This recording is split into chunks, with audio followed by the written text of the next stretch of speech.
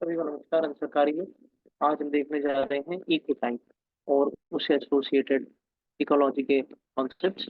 तो eco type क्या होता है? हमने देखा था कि जो इको स्पीशीज होती हैं, जो जिनकी अलग अलग अपनी जेनेटिकल डिस्टिंक्टिवनेस होती है, वो कहीं ना कहीं एक स्पेसिफिक एनवायरनमेंट में अगर मिले तो उनको उस स्पीशीज की इको टाइप स्पीशीज बोला जाता है। और जनरली हम देखते हैं कि इकोटोन जो रीजन होता है वहां पर भी हमें इको टाइप स्पीशीज देखने को मिलती है। तो अगर हम डेफिनेशन पढ़े तो जेनेटिकली डिस्टिंक्ट ज्योग्राफिकल वैरायटी में मिलने वाली स्पीशीज जो एक स्पेसिफिक एनवायरनमेंट में अडेप्ट हो चुकी हो उनको इको टाइप बोला जाता है। इसके बाद हम देखें इको टॉप। तो व्हाट इज इको टॉप? तो इकोलॉजिकल हैबिटेट इंडिविजुअल ऑर्गेनिज्म का जो आपस में शेयर करते हैं स्पेस, उसको इको टॉप बोला जाता है। तो बहुत सारे इको टॉप जब एक साथ आ जाते हैं तो ये लार्जर यूनिट बन जाती है।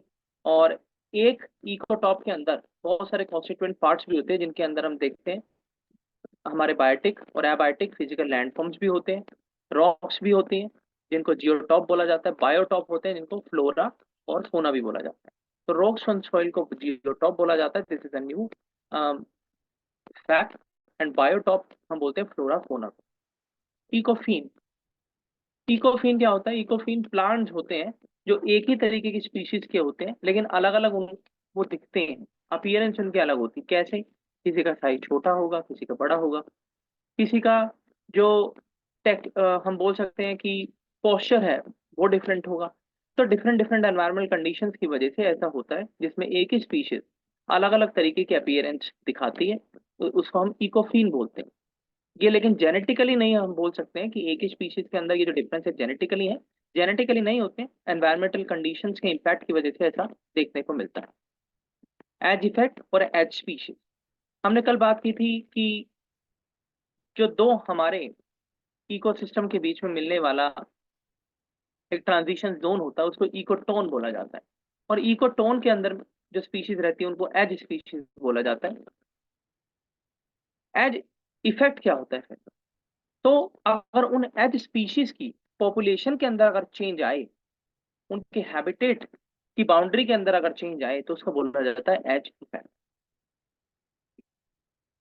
हम देखते हैं कि एज इफेक्ट के ही कारण जो एज एरिया होता है, जो हमारा इकोटोन एरिया होता है, वहां पर स्पीशीज की डेंसिटी भी बहुत ज्यादा होती है। अगर आप बात करें कि सी, और आप बात करें लैंड कोस्टल एरिया और बीच में मैंग्रोव अगर है, तो वो अगर हम उसको इकोटोन का दर्जा दें तो उसके अंदर हाई लेवल ऑफ डाइवर्सिटी तो मिलेगी ही मिलेगी, लेकिन आपको पॉपुलेशन डेंसिटी भी कहीं ना कहीं ज्यादा मिलती है। तो ये होता है एज इफेक्ट। और एज स्पीशीज हम देखते हैं अलग अलग तरीके की जो वहां पर प्रजातियां पाई जाती है, जिसमें प्लांट्स भी होते हैं, बर्ड्स भी होते हैं, और हमारी एक्वेटिक ऑर्गेनिज्म से लेकर लैंड ऑर्गेनिज्म होते हैं, सब एज स्पीशीज का एग्जाम्पल होते हैं। लेकिन अगर हम बोलें कि सबसे ज्यादा नंबर में पाई जाने वाली एज स्पीशीज कौन सी होती है, तो दीज आर बर्ड्स।